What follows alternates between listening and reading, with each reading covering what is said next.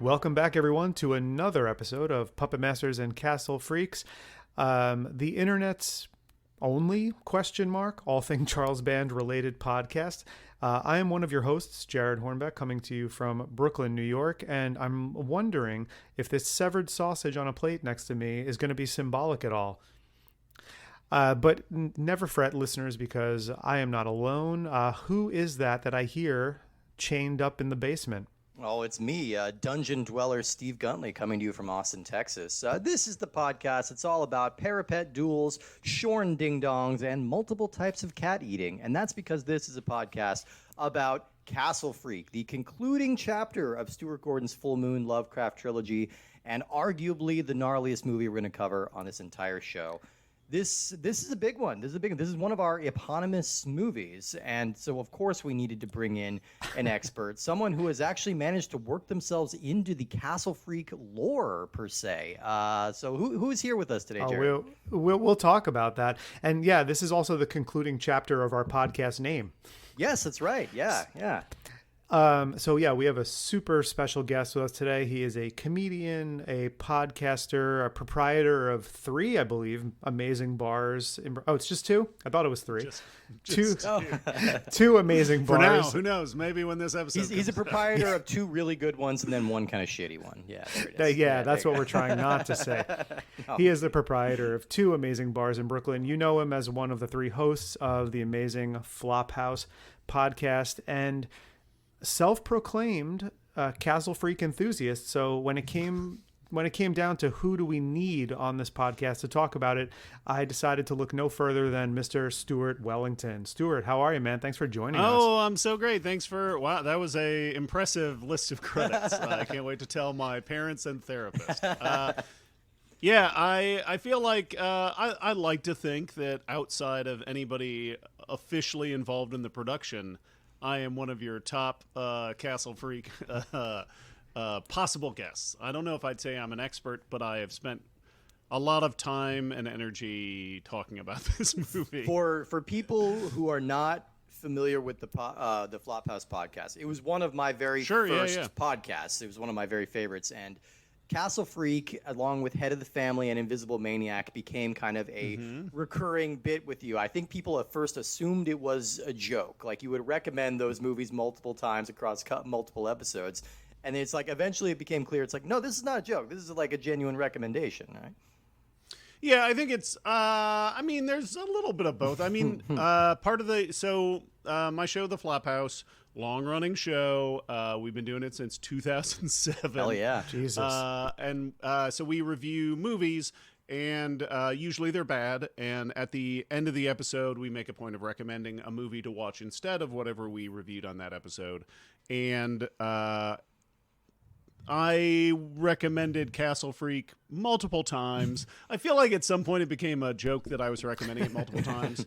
But specifically, it became part of the lore of the show because this was in the early days of the show when I would always record pretty drunk, and I didn't know we had an audience. I thought there was a chance my co-host was just recording and then like listening to them by himself. I didn't.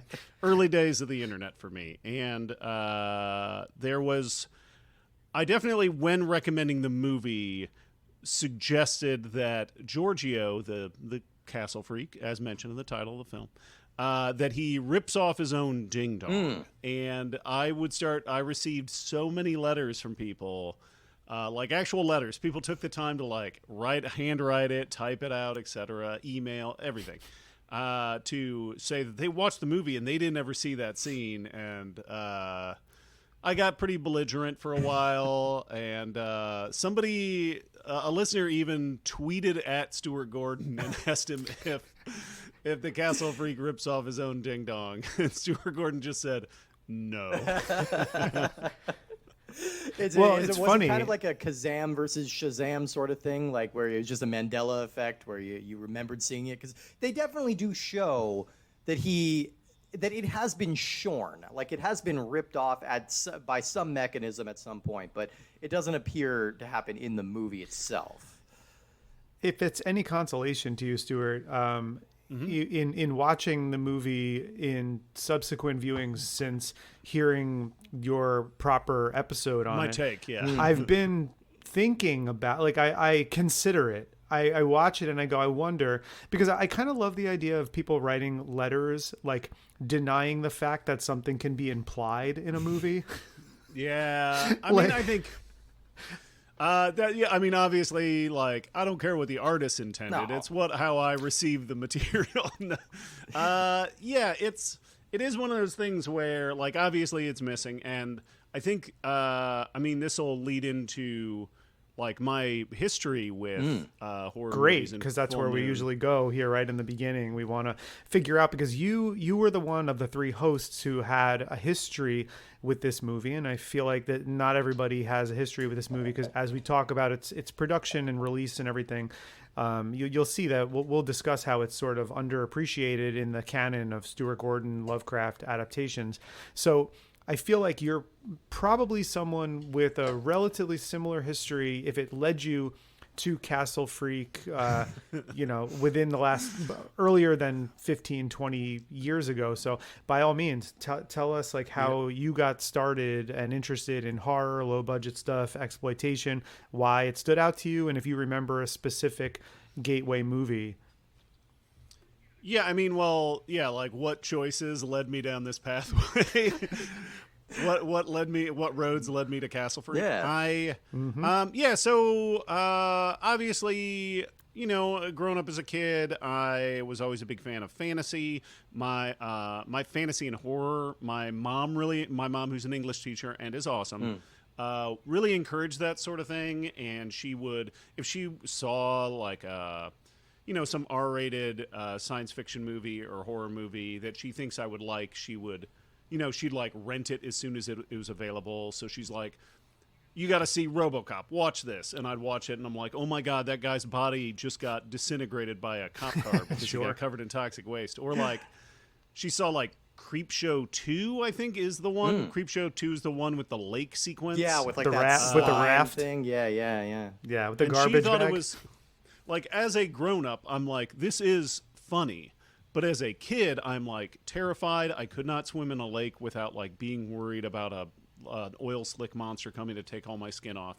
But my mom was like, "Oh no, this thanks for the ride lady part where the guy runs over a hitchhiker a woman runs over a hitchhiker and the hitchhiker keeps coming back over and over, haunting her." My mom's like, "That's hilarious. You're gonna love this," and I was terrified. I was like hiding behind my couch. So that was like my mom. My mom was the one who got me into horror movies. That's the coolest thing. But I feel like for in high school, my weekends were usually spent. One night, I would be up till 6 a.m. playing like Dungeons and Dragons, and the other night, those same friends and I would hang out in one of our basements, and we'd go to like the local video store and rent 3 horror movies, and we would watch all 3 of them in one sitting. And I would sometimes be very drunk or high or on acid or something. And so my memory is a little bit spotty on some of these movies. But that's how I found movies like Invisible Maniac, Castle Freak, and of course Head of the Family, another Charles Band adventure. And so I think when I saw Castle Freak, I didn't realize the connection to Stuart Gordon and Reanimator and all those things, because we would just rent like whatever like VHS boxes looked the best, and that came out in part of like the primo full moon VHS adventure era, right? Yeah, and we've sort of talked about that too, about how as we grew into more mature adulthood and started to understand films a little bit more, that's when we started to recognize Stuart Gordon, myself specifically started to recognize Stuart Gordon as a filmmaker and what he brought to it, because I think when I first saw Castle Freak, I didn't make the connection either, and I had seen Reanimator, and I feel like From Beyond was sort of hidden, and I don't think I saw From Beyond until after I saw Castle Freak. You had to fire But up I your didn't reservation. You had to go into the back room of the video store to see From Beyond. Yeah. Yeah, and I just was like, oh, those are cool movies, and I didn't connect them. I didn't really put two and two together that it was this same theater director from Chicago with the same stable of actors adapting the same writers, even though, Castle Freak is a very loose adaptation. I didn't make that connection. And then as we've been discussing them and talking about him, it's like the more I learn about Stuart Gordon and the more I sort of revere him as this real auteur in the genre. And he wasn't in the conversation with your Wes Cravens and other people, John Carpenters, when I would have those conversations with friends. And now he's like working his way up to the top of the list for me. The more I go back, I find a lot of his movies, I won't say all of them, but I find a lot of them like eminently rewatchable. I mean, I feel like he really does. Like, we've done several Gordons at this point. Like, I'm a little worried we're burning through our Gordons a little too fast, but you're gonna miss them. Yeah, that's the thing. I mean, they're fantastic, and he really does elevate the material. Like, you take a title like Castle Freak, and you think, oh, okay, this is just going to be like a cheap ass like exploitation movie, and then you get like this really sobering like family drama about like alcoholism and like shattered lives and all this. I'm like, I don't think I remembered how emotionally devastating this movie can be. Yeah, and the possibility that some transgressions you can't walk back from. Right. You can't make up for it. Yeah, there's a line that Barbara Crampton has in this. Well, it's an exchange between the two of them. Jeffrey Combs says, like, so what do? You're hanging around just to punish me? And she says, yes, because God didn't. And I was watching that. I'm like, oh, fuck. Great, yeah. Oh, God. Yeah, and I think that whole notion that you just mentioned, Stuart, it's handled well here, but I think it's handled a lot more subtly in pieces. Okay. Yeah. I can see that. Yeah, yeah. No, Wait, in the movie? I was making a joke, and because okay. Pieces. I thought you meant like pieces of the movie. Like I meant like this in sections. 1983's, 1982 or 83's Simon Picquer's Pieces, when the guy famously makes a jigsaw puzzle out of women because his mom angrily throws a puzzle at him while she's. Very deep. Oh, damn. I think I've missed this one. I have to check out Pieces. That sounds Steve, great. have you not seen Pieces? I have not seen Pieces. Oh, my God. I don't know if I'd say Run, co-host. Don't Walk, but yeah, that's a rough one.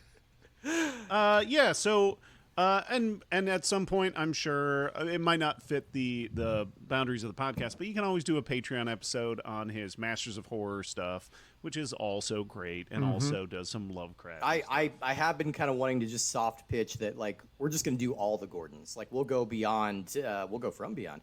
We'll go beyond all the full moon restrictions and watch things like, King of the Ants and Edmund and whatnot, Dagon. Big fan. Dagon is the one I want to get to. Dagon kind of slaps. Yeah, I really like that movie. It's great. Yeah. And we can get into all that. Let me fire off a couple of stats about Castle Freak. Castle Freak was released in November of 1995. It's directed by Stuart Gordon and written by Gordon and our old buddy Dennis Paoli.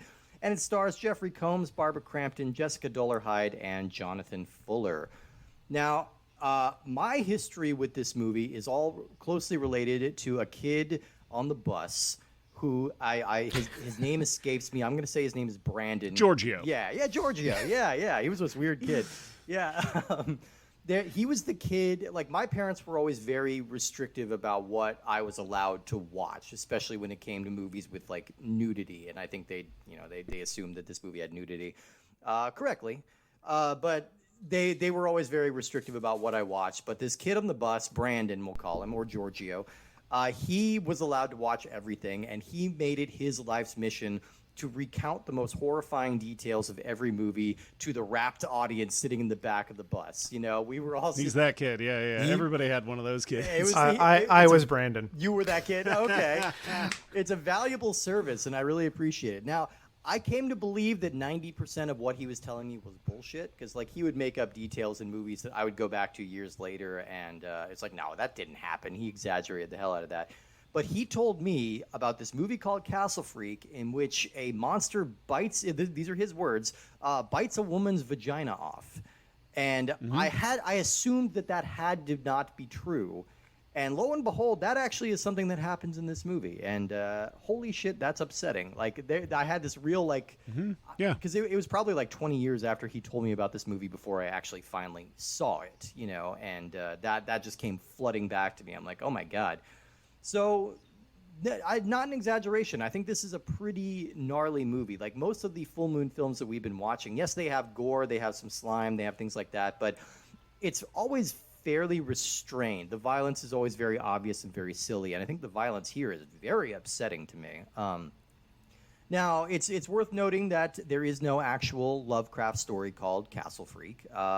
Stuart Gordon decided to work details from various Lovecraft stories into this movie. Most significantly, it's a 1926 short story called The Outsider, which is about a man who is raised his whole life in a dungeon. He finally leaves, and he is confused when people are reacting to him like he's horrible because he's never seen himself, and he doesn't realize he's like monstrously deformed. You know, that's kind of the crux of that story.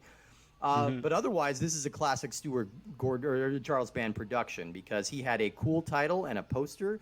He had a poster for a movie with a girl in a bra, and it was called Castle Freak. And Stuart Gordon came to visit him one day, and he said, "Hey, what's this movie about?" Yeah, Jared's wearing the shirt.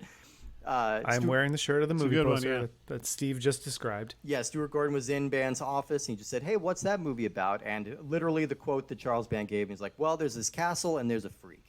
And so Gordon decided to work from there Not and since build it out. Snakes on a Plane has a movie delivered so much on the promise of its poster and title. It absolutely did. Now, Gordon was in an interesting place in his career at this point because he was sort of flirting with like mainstream success in a way that a lot of the other filmmakers that we cover on this show never really do. He was the writer and co-producer of Honey, I Shrunk the Kids for Disney, which was a big hit. I think he almost directed it. He very nearly directed it. Yeah, like which would have been pretty crazy. And then he had this sci-fi movie called Fortress in 1992, which was like a big budget for him. It was like a $12 million budgeted movie that was a solid success. It's kind of a hard movie to find now, but yeah, it was a solid success. I've never seen that one. I watched it not that long ago. Oh, okay. I can't remember which. Maybe it was on Tubi or something. Oh, I imagine, yeah. Yeah, but yeah, I watched it as a kid and like it kind of went over my brain and then fell out of my head, and then I watched it recently and it's still good. Cool. All right. I'll check that one out if I can find. Yeah, it's that he struggled a little bit with getting more studio notes because obviously the more money you put into a movie, the more the producers are going to care what comes out. So he was excited by the prospect of going back to work for Full Moon because he could have a smaller budget and he wouldn't have to answer to a ratings board and he could just kind of make the movie he wanted to make. Yeah. So he took this as an opportunity to kind of complete his little trilogy of Lovecraft adaptations that feature Jeffrey Combs and Barbara Crampton, and he really kind of ran with it. And luckily, Charles Band already had a castle at his disposal. We've talked about this a few times. I think much like, New York being the fifth character of Sex and the City, I think the castle really is its own character in Castle Freak. I think it deserves an and or at least a with credit because this is the most prominent and probably the best use that we've seen of it. We recently talked about The Pit and the Pendulum that Gordon directed that was also shot at this same location. And I think that was used to good effect too, but there really is something about seeing this place and getting really a good sense of the layout and just how massive this castle is that's really effective here.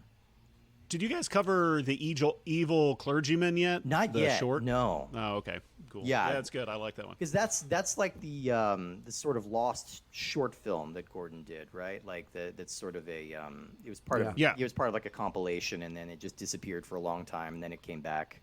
Is David Warner in that? I think it's David Warner's in it. Oh, nice. Okay, I love David Warner. But yeah, it's good. It's good. I can't remember if I think I saw it on Full Moon streaming.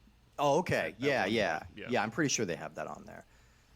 Yeah, it's really interesting doing the show where it's like, you mentioned Tubi, and Tubi has been such an amazing resource because it has the Full Moon Features channel, which has, like anytime it's kind of cycling through almost 300 movies. And then I have the Amazon Prime Full Moon channel also, which has a lot of the catalog. But then I'm thinking, like, you brought up Full Moon streaming, and I'm like, I personally haven't even approached that as a resource yet, and I'm just trying to think of how many like weird renegade like nearly forgotten, like short end features are going to be available on the streaming that aren't even on these other platforms. And I'm just like, I hope Steve's ready for this show to go 12 years. Hey, I'm here for it. I mean, I've been using the Full Moon streaming service, and it's really nice because they have a lot of like restored and remastered versions of these movies that aren't on Tubi. So like there is a very nice restoration of Castle Freak that I watched on here that looks quite good. I actually, a few years ago, I got to host because there's not very many theatrical prints of Castle Freak, and I got to host a screening at the Alamo Drafthouse up in Yonkers. This is before they opened locations in New York. Yeah. New York City proper. Yeah. And my friend Christina set up the whole show, and she got Jonathan Fuller to come out. Oh, wow. And so it was like the worst weather. It was like a horrible snowy day. But the screening was well attended, and Jonathan Fuller was a sweetheart. He had a ton of fun anecdotes about the production and how good of an experience it was, and also how much time he had to spend in the makeup chair. I really got to give him props because I had never really seen what he looked like before. I'd only known him from Castle Freak, but he is kind of the romantic lead of Pit and the Pendulum. And he's like a handsome, like leading man type, and he very willingly lets himself become this unrecognizable, horrible monster in this movie. And like, I got to give him credit. He's great. When we recorded the Pit and the Pendulum episode, we all sort of fell to where we thought his performance was a bit bland and kind of forgettable in that film, particularly. I think he's terrific in this movie, though. Yeah, he's great. Like, great this is a physical great actor, this is a great performance, great physicality. To piggyback on the point you were making, Stuart, about how he talked about what a great time it was. Steve and I, we use some books for reference, and one of them is Charles Band's Confessions of a Puppet Master autobiography. And because this movie, which we'll talk about soon, I'm sure was the death rattle of the deal with Paramount Pictures distribution that they had, there's not a lot of time in the book devoted to it. There's literally just like 2 paragraphs that says Castle Freak is a really dark, disturbing movie that we made. The production was anything but. We had the best time ever. We lived in the castle. We ate amazing meals and ate and drank and laughed and had fun every time we weren't shooting. And that's it. And that's the only mention of Castle Freak in the book. And it's like, because it was coming at a really turbulent time for Full Moon. And I think Charles Band had bigger things on his mind, but that he was happy that they got the movie made. Now, I'll bring up an anecdote later in a different segment of the show, but yeah, I just wanted to piggyback off what you were saying there. And do you remember, Stuart, any other particular anecdotes that Jonathan Fuller told while he was at the screening? I'm glad that you had a big turnout for that. I personally wasn't at that, but I wish I had been, because I love this film as well. Spoiler alert. Mm-hmm. And I if I had known it was going on, in Brooklyn, I probably would have made an attempt to head out there. Yeah, I'm trying to remember. The biggest thing was just how, like, he was super easy to talk to, and when we did the Q&A afterwards, I didn't have to do any work. Like, he had tons of little stories. He was answering people's questions. He was signing publicity photos afterwards. He was a dream, and yeah, it was just a great experience. I'm really trying to remember, but I know that I know that the special effects team is Optic Nerve, which was Glenn Hetrick from Face Off. Did you guys ever watch that show? Yeah, mm-hmm. The guy, Goth Fieri, and it looks great. Like, it's great work on there. Yeah, no, the makeup effects really are fantastic. I mean, this movie has such an evocative sense of time and place, and just this cold open that we get with this old woman carving a sausage, carving up the stale bread, and then giving herself a heart attack by whipping a monster to death. It's like, holy shit, this is we're really starting off with all guns firing. And that's before we even meet our main characters. I mean, this movie is actually pretty light on plot necessarily. We get the sense that we start with the castle. This old woman dies. She's kind of the last proprietor of this castle. It falls to a distant relative, which is its American family. They move out to Italy to inherit the castle and kind of live in it while they're renovating it so they could eventually sell it. And we learn that this family has been dealing with a tragedy. The father, played by Jeffrey Combs, is kind of an alcoholic. He was giving the kids a ride home one day. Kind of an alcoholic. He's a pretty big alcoholic. Yeah, The let's say. depressing kind. I'll take away the kind of. We'll take away the modifiers.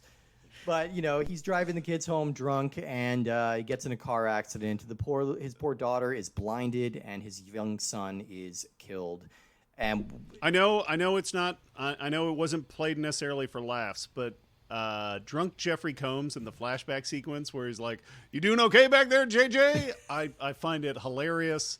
I mean, it's obviously very sad, but like, drunk Jeffrey Combs is like, "Hey, I'd drink with that guy. He seems fun." I mean, he's going for the rafters in every scene where he's being drunk. Like, I think he's actually having a lot of fun here. And Yeah. But that is the scene, the flashback scene where you get to see that. Like, I'd forgotten how upsetting that is. And part of it is because this movie is adhering to like the Italian film tradition of dubbing over all of the dialogue, so like they shoot silently and then they'll add in the sound effects later. And there's something about like the sound effect of the poor little boy, like after the car accident, that just really got under my skin. And Jeffrey Combs. You don't like listening to a puddle of boy? Yeah, I don't like a puddle of boy. No, not as much. Yeah, but I mean, Jeffrey Combs has a very melodramatic but it still like gets me. And I want to say one thing about that scene too. I don't want to get into any specifics, but as a person who was inside a car that flipped. Oh wow, sorry. No, it's fine. It was a long time ago, but it was very realistic, which is weird because I feel like due to budgetary constraints, there's a heightened feeling of like, we're going to try to pull this stunt off as well as we can. And I feel like in a big budget movie, you'd see the car flip multiple times or something because they can. Here, it's like they can only do the stunt once and they can only have the car flip one time. But there was a weird, when it does happen, the moment when the car is turning, because this is how life works when you're in those moments where you slow it down, and so it feels in real life in slow motion. And so I was watching, I wasn't like triggered by it or anything because it was a long time ago, but when the car is flipping, I feel like if you're watching it just as a moviegoer, you kind of might chuckle and be like, oh yeah, well they don't really have the money for a stunt, so they got to do it kind of slow. No, that's how it feels. And I was actually surprisingly realistic because the car wouldn't necessarily, going the speed they were going and how they hit a tree, would only flip probably once. Yeah. And so it was surprisingly realistic, but I feel like that wasn't by design. I feel like it was just like, we don't have money to make this more gruesome, so it's kind of flip one time. But I mean, I guess one time is really all it takes, especially if you're traveling with two young kids and one of them unbuckled himself from the car seat. Yeah. But I like how when we meet Jessica Dollarhide, how she's blind and she's carrying the walker, but she's also got the scars under her eyes, which I always thought was kind of a neat touch. It's kind of a cool look. And I would say it's pretty. I was gonna say a pretty traumatic situation, obviously. I mean, I would say this character has a very upbeat attitude about this whole situation. Like, she doesn't seem to bear like a chip on her shoulder about how tragic all of this is. She's still very like loving towards her father and everything like that, and like doesn't seem to be bearing that along. She's just kind of very sweet. But Barbara Crampton, playing this wife, has no such grace with her husband. She's still understandably very furious with him and just kind of waiting it out. And nervous about car rides. Yeah, understandably. Yeah, I would not want to She expresses her concern that the cab driver is going too fast. Or I don't know if it's a cab driver, the person who's handles the will. Oh, I can't remember who's driving. Yeah, the beneficiary, executor. Is that the word? Executor. That's it. Yeah, he's taking them up to the castle, and she's automatically like very nervous about driving in it. Like Barbara, very very good in this movie. I think like she doesn't really play the horror elements of this very much until the very end. She's playing the drama and the family tension, and I think that's really effective. But there is, of course, a horror element to this horror movie. That would be the titular castle freak Giorgio, who escapes from his dungeon and kind of sets out into the world. And this is where the Lovecraft story kind of comes into place. And Gordon's kind of take on this character is almost like a Frankenstein, where he's learning about the world. Like he's kind of an innocent in a way. Like he's curious about the world, and he's trying to sort of mimic the things he sees. But unfortunately, that goes into some pretty horrific and tragic directions. But he's not like coming out of the gate like trying to wreak havoc on everybody. It's because he becomes confused and angry, and then like doesn't understand the world that he's being faced with. Which I think is an interesting take. And it also unlocked something that I didn't really know I was squeamish about until I saw it. But handcuffs going over your hands and ripping the flesh off. Yeah, you didn't realize that was going to make you squeamish. It's something You're that like, never oh, occurred that's to normal. me. It's something that never occurred to me. And then I had a double whammy. I think in the same year I watched Castle Freak and I watched Mike Flanagan's version of Gerald's Game, which that's a good have one, yeah. pretty extreme renditions of that particular wound. And I'm like, oh, okay, yeah. I wasn't thinking about that wound, and now I'm terrified of that. Yeah, I Yeah, get hand stuff gets me. Like there's that sequence in Green Room where Anton Yelchin, right? Yeah. Sticks his arm out the door and he pulls it back and it's all shredded up and fucked up. And then he goes the rest of the movie with that arm, and the whole time I'm like, underneath the duct tape, that's got to be a fucking mess, man. Like, oh no. It would have been less disturbing for me if the arm was just cut off. Like, that would have been better for everybody. But the fact that it's still intact somewhat is like, oh, buddy.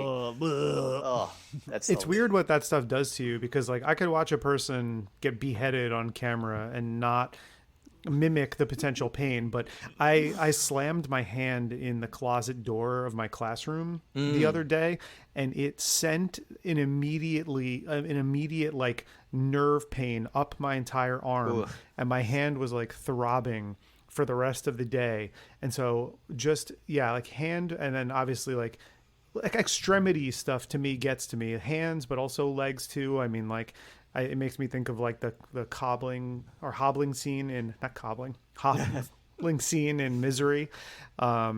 Where the cobbling scene is fine though. That doesn't bother me. No, it's great. Kathy Bates makes a good shoe. Yeah. People don't talk about that. Yeah, I was gonna say the people leave there in better shape than they were, unlike the hobbling scene, in which they leave in considerably worse shape.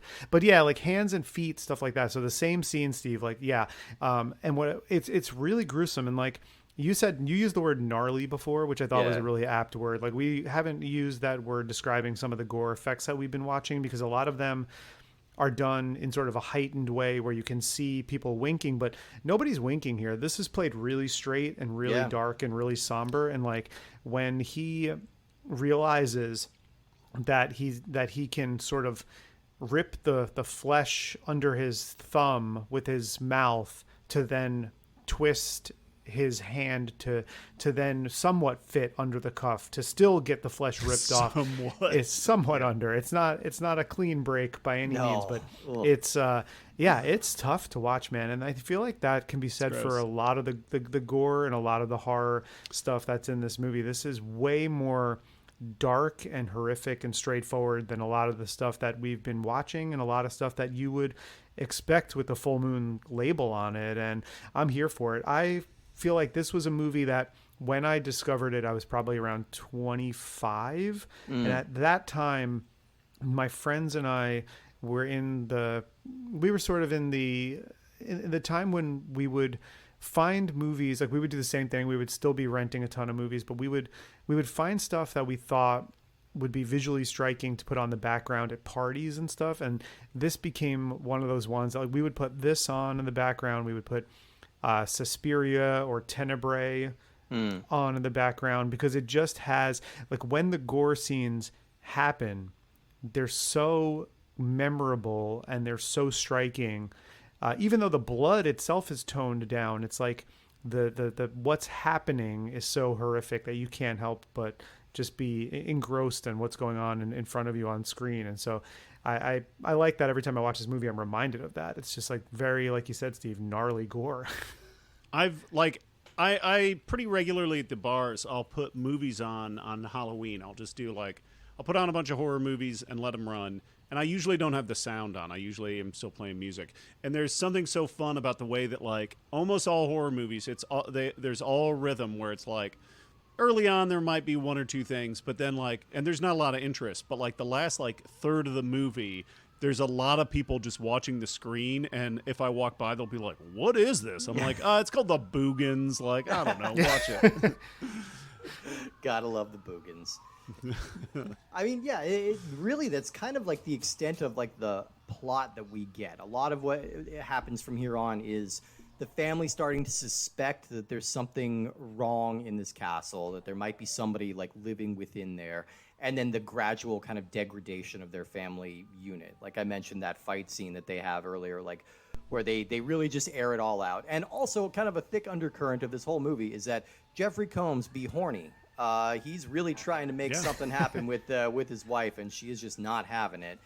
And so that leads him to... That's the thing. He has wants and needs. Yeah. Everybody has them. Sure. They just need to communicate them properly. Maybe they should see a couples therapist. He certainly should be doing some personal work on himself. I think he needs to be self-reflecting a lot more than he is. Yeah, I think he might be jumping a couple of steps here, but hey. Yeah, he's just I love how he propositions her by saying we're in a new setting. So maybe you're willing to just kind of forget everything in the past, what happens at when you're home on stays at vacation. home. Exactly. Yeah, Yeah, exactly. like they're at Sandals or whatever that. Sandals. They're at a Ryu or a Sandals resort. He wants to be at a hedonism, but she's not really having it. They should a Sandals ad should be like, forget about the kid you killed. Oh, God. Yeah. I mean, all of this leads Jeffrey Combs to go to the local village and engage the services of a beautiful Italian sex worker named Silvana.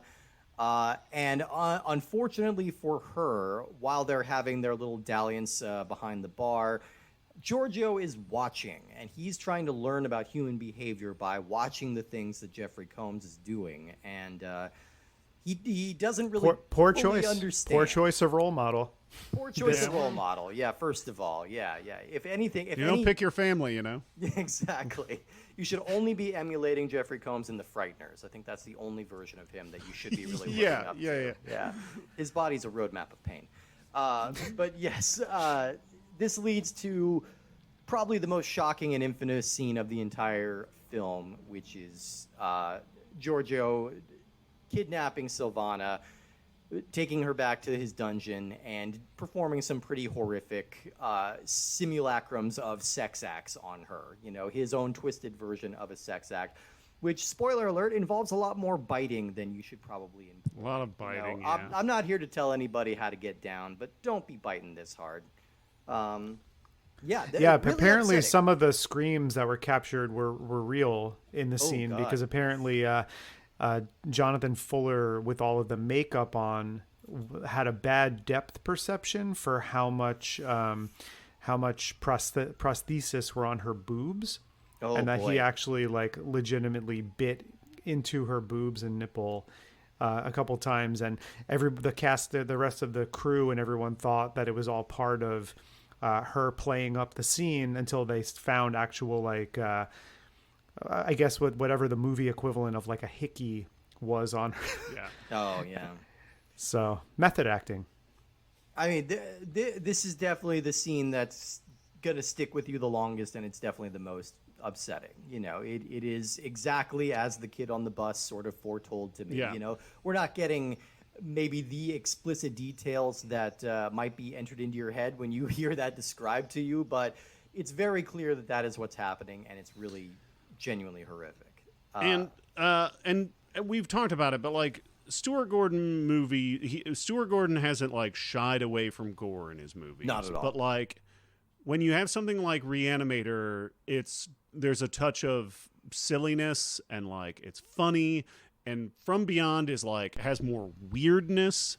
And this, there's no humor. I mean, there's moments of humor, but they are very. It is a much more dour film.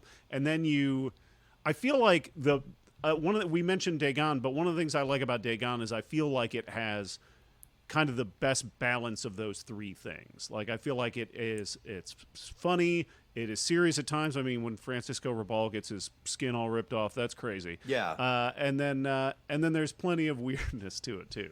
Yeah. I think.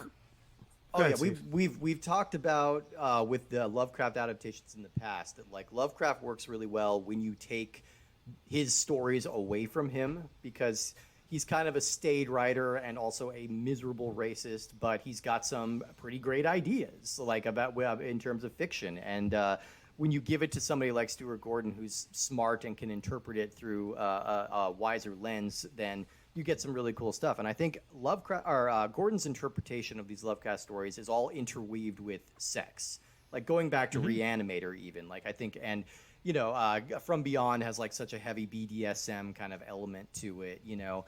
So he's got this kind of fascination about mixing the horror with the sexy in a way that's really fascinating. But it does make it certainly not present in Lovecraft's work. Definitely not. No. That man's eating his Kellogg's cornflakes as often as possible to repress the urges. But you know, there is something really upsetting about the lack of winking in this one. Really when you think about Reanimator, you know, it's like you get the no, I gave him life, and you smile. And in From Beyond, you get the it's running by itself, and you smile. And then in this one, you get just like whipping an old lady dying, and then Jeffrey Combs being dour about having killed his kid. And so from minute one, it's like this movie is letting you know that it's going to be a little bit different from those other adaptations. I feel like those, you know from the opening scene what kind of ride you're in for.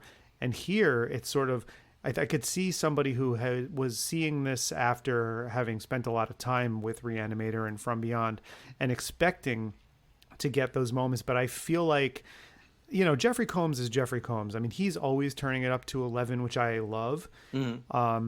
But here I feel like it's not mad scientist-y. It's just grieving parent-y, which also makes sense. Yeah. And I mean, they set him up from the beginning that he's kind of hopelessly broken.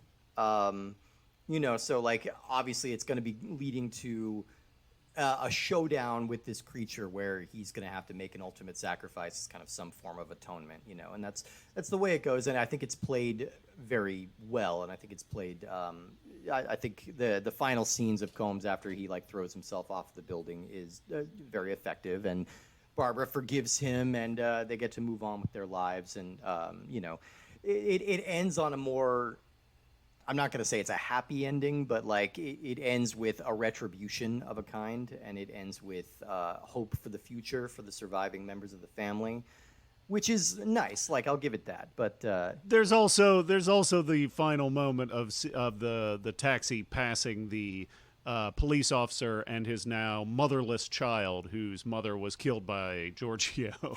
So I feel like there is a moment of reflection on the horrors that have been committed.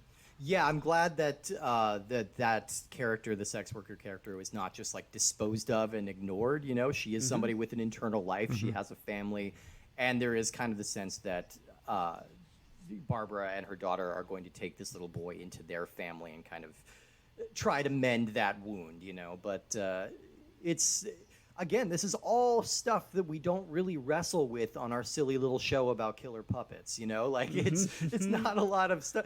We don't really go to these depths, even with other Gordon films. Like, he really doesn't go as intense as he does here, which I think makes this a really strong movie, but it also makes it a little less fun than some of his other output. Like, it's not one that I'm going to want to put on to rewatch casually. Despite the score, I feel like the score is very silly. It is very silly. Like Richard Band doing some kind of fun stuff here. Like he's kind of yeah, and then the string, like the string arrangement of the main theme and the refrain throughout the movie a few times. It's really got that frantic sort of disjointed. Like, it sounds like if somebody cut up a tape recording of Brahms, like violin concerto, and just I'm trying to think of the word for it, just like taped them back together, but in a different order. Like, it's sort of a little bit all over the place and disorienting. I personally, like, I'm not going to lie and say that it's not silly. I do enjoy it. And we've gotten in the habit also of kind of pointing out, in addition to how much we love Pino Donaggio on this show, now because of all of these. We were familiar with him from De Palma movies, but now he actually collaborated on Charles Band movies quite a bit. We've been given some props to Richard Band as a composer too. We have found that he's been able to compose some pretty memorable main themes for some of these movies, and this is maybe not as fun as the Ghoulies main theme, but I'll take this movie over Ghoulies 1 any day of the week. Oh yeah.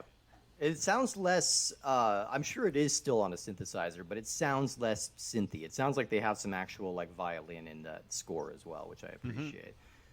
And seeing the movie in the theater, the score felt like it was a great experience. The score feels a little extra silly, but I don't know, because it is we're talking about a movie that came out on VHS, and it has, the production value is not amazing, and it does kind of resemble a PBS movie, and also with the level of family drama as well. There's it's a Stuart Gordon movie, so there is a theatrical element to it. Feels like we have stage actors performing.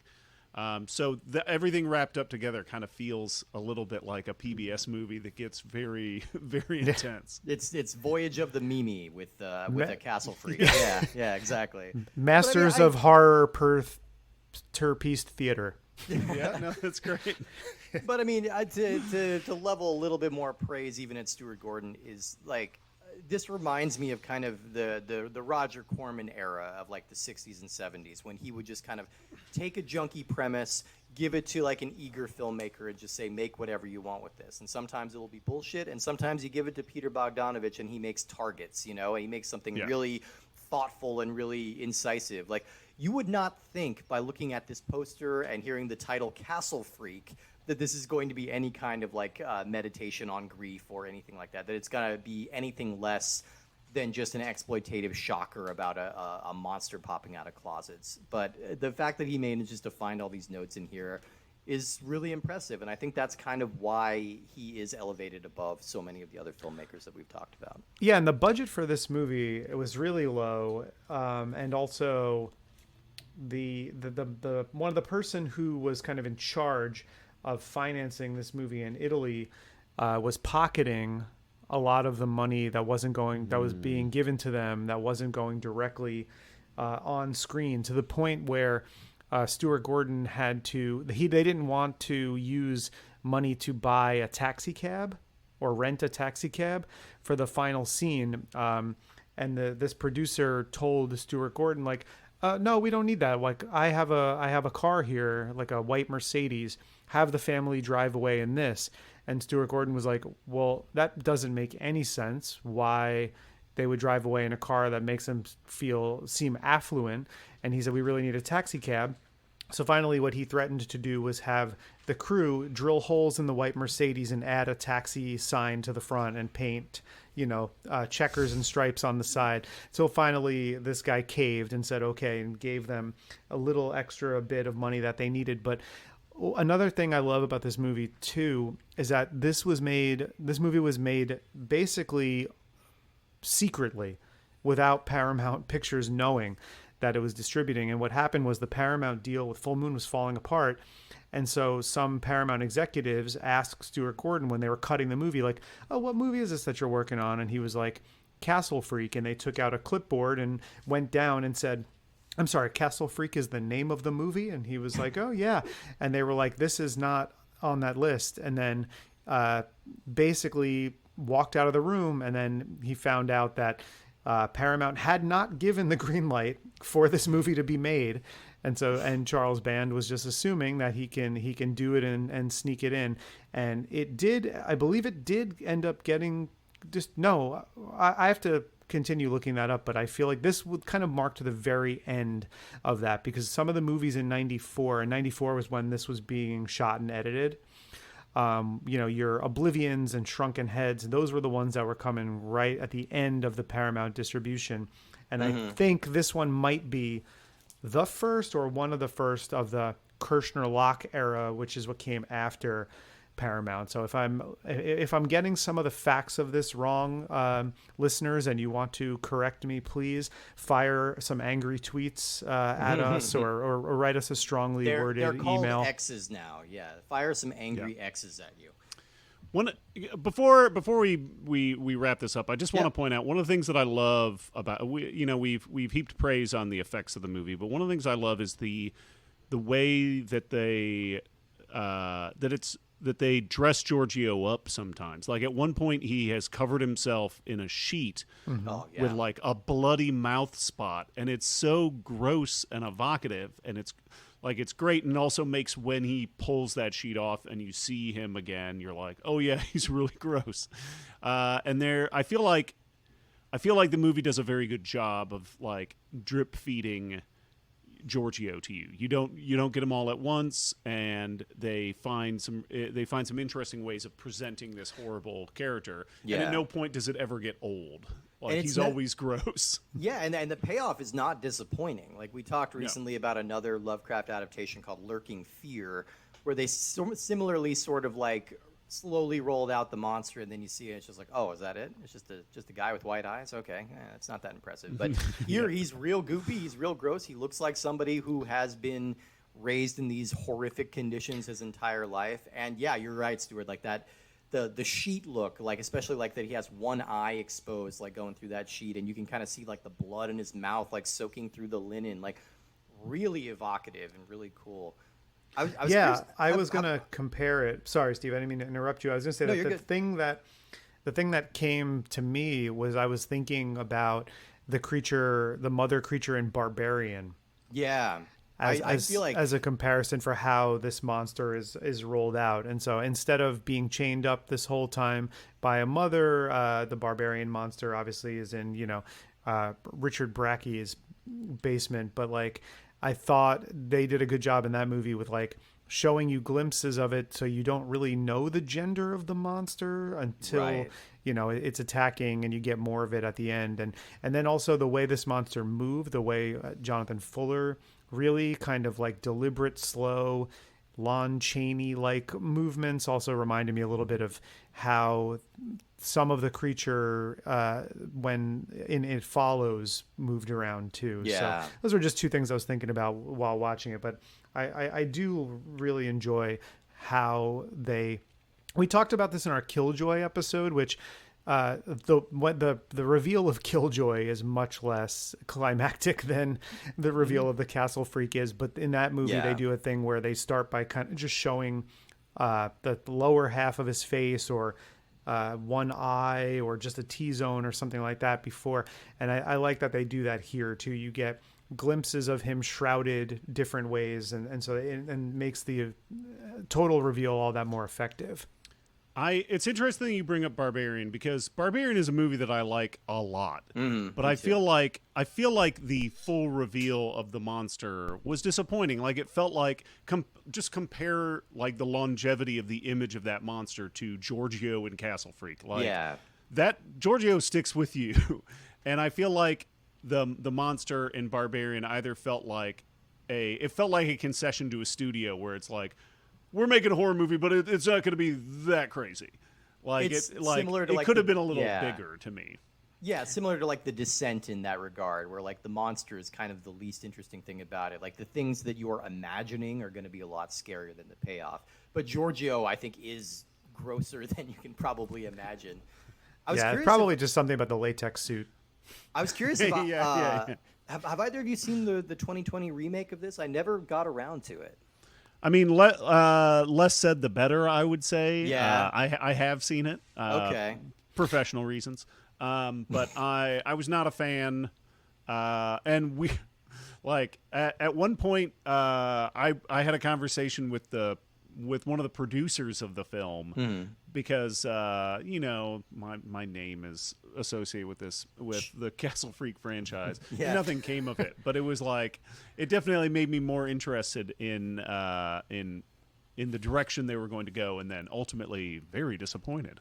Yeah. I haven't really heard much of anything about it. I kind of meant to get to it this week, and I never had a chance. But it's kind of disappointing. Like I can safely skip it. Yeah, it's disappointing to hear that. Yeah, considering some of the people who are involved in the production of it.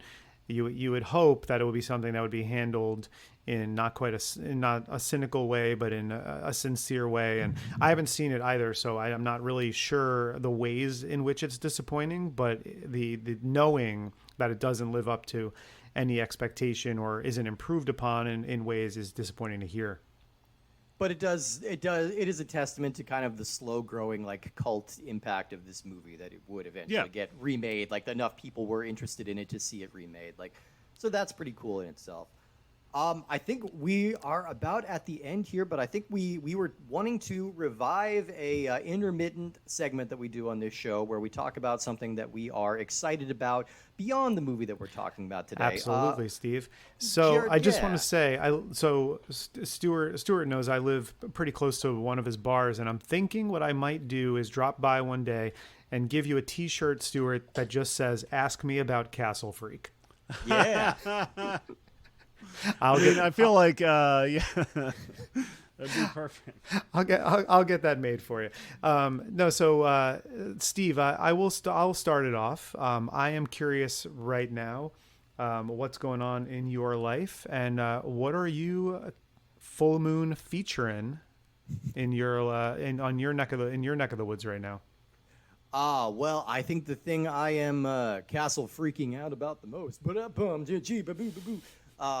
is I've been playing Baldur's Gate 3 for PS5. Now, I have been wanting to get into D&D my entire life, and for whatever reason, I can never get a group together. I can never get enough people who are serious enough about it. So this has kind of been my most prolonged exposure to the D&D systems, and really getting to see it visualized and see it in action has been very exciting for me. It's kind of been a slow burn of me figuring out the rules and kind of figuring out how this world works and how to navigate through it, but I'm like a good 10, 15 hours into it, and it's really starting to click into place for me. I just wiped out an entire goblin city, and I feel pretty great about it. So what do they ever do to you? So many things. They were targeting a bunch of tieflings. I had to protect them. I like them devil guys more than I like them goblin guys. Yeah. But that's been my thing lately. How about you, Bajer? What have you been doing? Oh, so I've been castle freaking out about this thing that came in the mail, serendipitously enough, last night, which was my collector's edition pre-order of Stuart Gordon's memoir, Naked Theater and Uncensored Horror. Yeah, I pre-ordered it a couple of months ago. I was actually just thinking a few days ago, the book I think is supposed to be shipping out at some point soon. I got home last night to find the package outside my door. So the timing could not have been more perfect. I have not had, I will say it has a special tribute by Jeffrey Combs in the beginning, of course.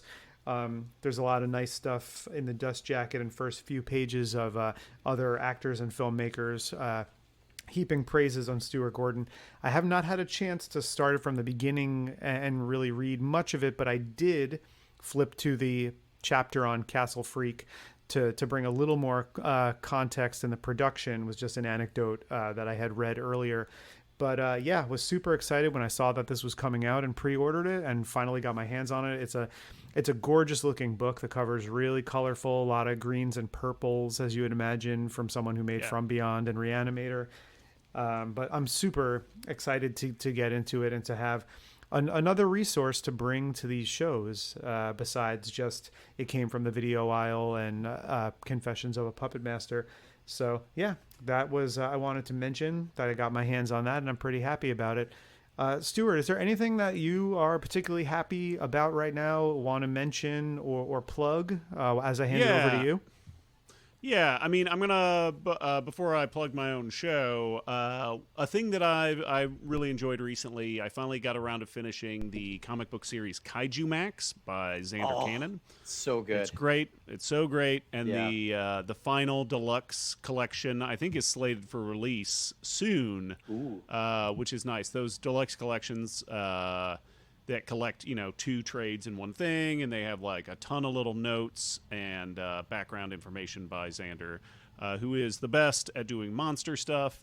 And the premise is a comic where all the giant kaiju monsters that you can think of are held in a prison on a prison island, patrolled by like Ultraman style police officers. And it is very cartoonishly drawn, so it makes you think that it's going to be a light and breezy book. But every book manages to be emotionally devastating and filled with all the horrors that you would imagine something about the prison industrial complex would be, but seen through a somewhat humorous lens of giant monsters. It's great. Xander's great. He's the best. Kaiju Max. I think, despite the fact that Oni Press dissolved, I think this is finally coming out. And for plugs, if you haven't checked out my podcast, The Flophouse, please do. We review movies. We're currently doing older stuff, similar to Castle Freak, that might not be... Normally we do more recent stuff, but we're trying to do older stuff because we don't want to support the studios out there. Because both of my co-hosts are striking writers. Yes. Yeah. And one of the things we're doing as well is we are doing a series of virtual live shows that we call Flop TV. We do one a month, and they're a little bit shorter, about an hour long, just about as long as an hour-long TV show. And we've been covering a couple of like classic, I don't know if I would say bad movies, but classic movies that we've talked about on the show a bunch but never actually reviewed. So we did an episode on Beastmaster 2 Through the Portal of Time. We did one on Cool World recently, and we have one on Nuki coming up, which is going to be a nightmare. But in addition to selling individual tickets, we're doing a season pass, so you can see all 6 shows for a reduced price, and all that stuff. All that info is at flophousepodcast.com. Please check it out. Amazing. Definitely co-signed. Flophouse is a pretty foundational podcast for me. I've been a member of the Flophouse Facebook group for probably close to a decade now, and I've made like that's a Wild West over there. I've made like genuine like in real life friends like through that. Like I just met a guy who I've known for like 10 years through that Facebook group. We're in a sketch comedy troupe now, so like it's really bizarre like how wide-reaching that is. That is like the best stuff to hear. Like Isn't that cool? Like, yeah. I was talking to somebody who went to a wedding between 2 people who met on that Facebook group, and they sat at a table of all people who met through that Facebook group. And that's like, I mean, I don't know, like that's crazy. That's awesome. That's pretty rare to find like especially like a Facebook group community like that that's like so non-toxic and like has so many lasting relationships. So that's been a pretty cool side effect of your show, which is also just delightful in its own regard. Yeah, so I've been listening to it for a long time myself too. I mean, probably upwards of a decade also. So, we heartily endorse your plug. And Stuart, I just wanted to ask, is because I don't know this off the top of my head, but is Beastmaster 2 also Don Coscarelli? No, he did not. He did not direct the second one. Okay. I mean, I think he gets some like characters by credit, but he didn't direct it. And thus, I mean, when you see it, if you haven't seen it, it's. How you say not as good. I think that's how you say it. Yeah. That's how I say it. Well, Stuart, it's been delightful having you on here. Thank you so much for being here. And this has been a crazy movie to revisit and talk about. Next week, we've got something a little different. We are starting out. Next week, we are getting into November, and we have decided to theme the entire month all around killer dolls. Because guess what? We've got a bunch of them. We're not going to be running out of killer dolls anytime soon. If there's one thing Charles Band loves, it's a tiny terror. Absolutely. And I believe, correct me if I'm wrong, Jared, I believe we're going to be kicking it off with the iconic Tim Thomerson in Doll Man. We're going to be talking about Doll Man for the first time. I think you're right. And this is a big one. This is the one that the people on the Facebook... big. Yes. Man, I really set myself up for that. This is the one that people have been sort of clamoring for when people are asking questions every once in a while. We get the, have you guys done Doll Man? When's Doll Man coming? And like similarly to Demonic Toys, which dropped a few weeks ago, Doll Man, same thing. We're excited to cover it. People are excited to hear about it. And I'm glad we're getting into Doll Man because this movie is such a funny lead-in. Yeah, I'm glad we're getting into Doll Man because there's just a level of silliness to Doll Man that, for better or worse, was absent in Castle Freak. So as much as I love Castle Freak, and I know we didn't go over our ratings, which we'll probably do soon, Castle Freak slides, I think, neatly in third in my top 5 of all the stuff that we've done so far. I really, really like this film a lot, but I'm glad that we get to move to something a little bit lighter in tone for sure. But it's going to be a big one. It's going to be a lot of fun. Steve, you also have some stuff of yours to plug while we've still got the mic. Yeah, absolutely. I have another podcast. It's called Cinemarcade, all one word. We watch movies and then we play the video game adaptations that spawn from them. So we've been having a lot of fun with that. I believe when this airs, we are going to be starting our own horror movie month. Well, actually, we should be getting to the end of our horror movie month. I think we're getting ready to record our episode on Texas Chainsaw Massacre, which has a brand new game that I'm looking forward to digging into. I haven't tried it yet, but yeah, we're going to be talking about that and a bunch of other great horror movies. Warlock is going to be in there. The Thing is going to be in there. R.I.P. Yes, seriously. Absolutely. Yeah. We're gonna get into all of that. And then yeah, that's all I got.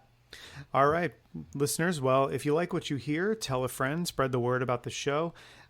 We've been hearing some really great feedback from people, so it's awesome to know that the name of the show has been getting out there and people have been checking it out. If you've been enjoying it, jump on Apple Podcasts or wherever you're listening and drop us a nice 5-star rating and maybe a short review if you're so inclined. You can follow us on Instagram at puppetmasters_Castle Freaks. You can follow my personal Instagram at _cowboy_Jerry or Steve's at Minotaur Matador. But again, thank you guys so much for all of the feedback and amazing support that we have seen from people. So it's our pleasure to keep the show going, and we will see you guys next time for Doll Man.